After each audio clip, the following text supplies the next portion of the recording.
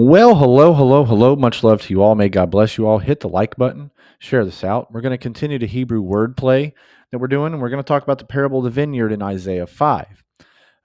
Maybe after this, read the whole chapter of Isaiah 5, but I want to point out a couple words. And I normally do not touch on other versions of the Bible, but I want to get the closest rendering of what the Hebrew is saying, and we will go through that in this. So, the beginning of Isaiah 5 tells us of a parable. A farmer plants a vineyard, takes perfect care of it, and does everything to ensure that the growth of these grapes will happen. But instead, the grapes smell awful. They're ruined. They're not really what they're supposed to be.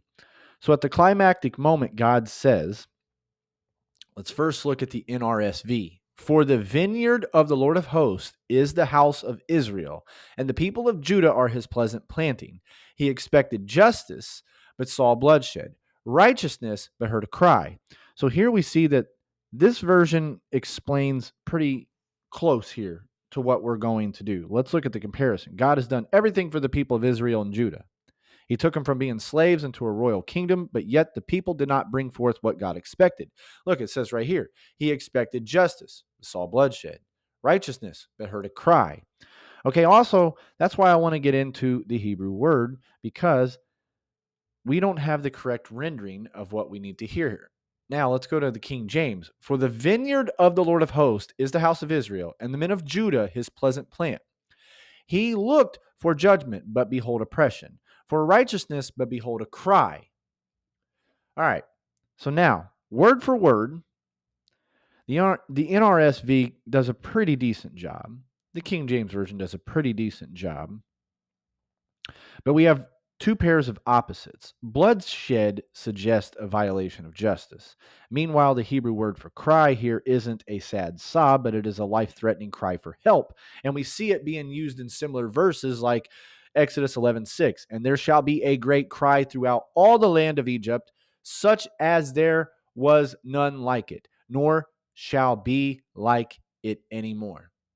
We also see it in Exodus 12, verse 30. And Pharaoh rose up in the night, he and all his servants and all the Egyptians, and there was a great cry in Egypt, for there was not a house where there was not one dead. And also we see this is after a rape that happened in Deuteronomy 22, verse 27. For he found her in the field, and the betrothed damsel cried, and there was none to save her. Okay, so this is where I want to get into a really huge thing. I want us to now look at the word justice. So we're going to go down to the word justice or judgment. And we see Strong's H 4941. Mishpat. Mishpat. mishpat is judgment, justice, ordinance. So we see here, this is a very in particular word play, and it's very similar. Now let's scroll down. But behold oppression, which is also bloodshed. Listen to the word.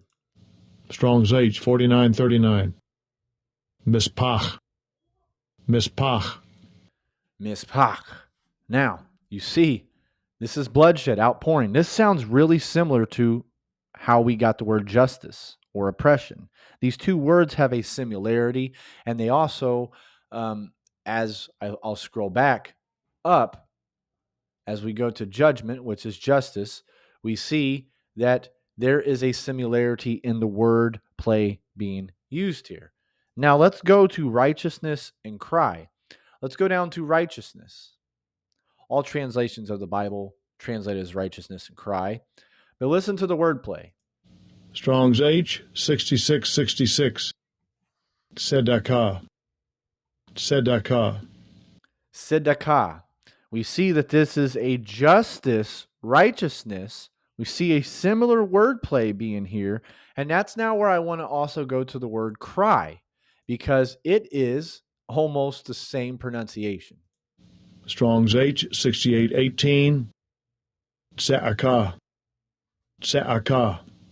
Se'akah, and it means cry, outcry against, cry of distress, especially as heard by God. These are very similar word plays being used here. So we have What we have here in the Hebrew text of Isaiah 5:7 are two pairs of words closely related in terms of appearance and sound.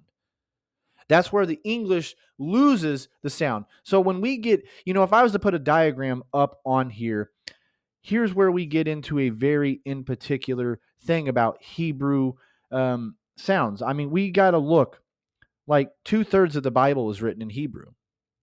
And the Hebrew word has a meaning and a sound. Imagine that with a circle right now with a line through the middle, the top meaning and having the word meaning and the bottom having sound. Then we get over to the English. We simply only have the meaning, but we lose the sound.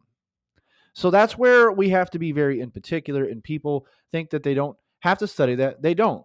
But it is not going to hurt you to study, to learn that there is in particular words that are very key, very, very key to your understanding of the Bible. There is very, very key words. And that's why we have to look. There's a signifier and a signified. And when we're looking at these words, we looked at, the signifier, how a word sounds and appears, and the signified, what a word refers to, its meaning. So we have to realize the meaning of the words here. And we've already done one where we talked about Adam and Adamah, and that's in Genesis 2, where it talks about human was formed from the soil, from the dust. These two words have a similar sound, and it's very important to realize that on some things. Now, let's talk about this. The importance in this parable, the vineyard's grapes, initially look good, but closely we inspect them and reveal that it is repulsive. So imagine you buy some berries at the grocery store. You come home, you open it up, and you've got white, fuzzy mold all over it. And you realize, there's an issue here.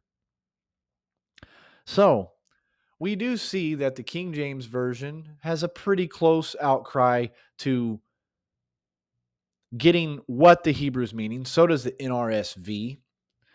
But there's nothing about the English word pairs of justice and bloodshed and righteousness and cry that communicates how grapes should have been perfect, but instead disgusted people.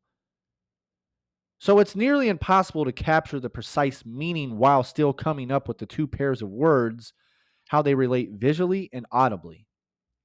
So I want to go to the JPS now. In verse 7, it says, For the vineyard of the Lord of hosts is the house of Israel, and the men of Judah the plant of his delight. For he looked for justice, but behold violence. For righteousness, but behold a cry. We see a little bit of a difference of a wordplay here. Here we see the play on justice and injustice. Here we see the play, behold, injustice. But what happened? We had injustice, justice and injustice here. We had equity and iniquity. So a wordplay doesn't reflect parts of the Hebrew quite nicely. As you know, when we went here, we see the Hebrew wordplay totally changes the spectrum of what we're reading here in these verses. So when we look at this term for bloodshed, this term for injustice, this term for outcry, that's why it's key to go look. Right now you have internet. You can go to blueletterbible.com. Purchase yourself a Strong's Concordance. eSword app is free on the computer, cost about $6 on the phone. You can really study words this way, and it will help you with this stuff. Or go to all my wordplay list as well and pause the video, take notes, go through, read, and get your own studies. But either way, something is lost between the translations if we don't look at the Hebrew. It's not always that case for every single word. There's some words where we have a perfect rendering, but there is words like oppression, judgment, righteousness, and cry that these in particular words, we really need to understand what is being spoken in the Hebrew terminology because it was written in Hebrew. Hopefully that makes sense here. And it helps us to realize that the English fails to capture exactly what is going on with the Hebrew meaning in the Bible. So much love to you all. May God bless you all. I'll have the playlist to this pop up at the end of this. Hit the like button, and I thank you all for all the support you give. May God bless you.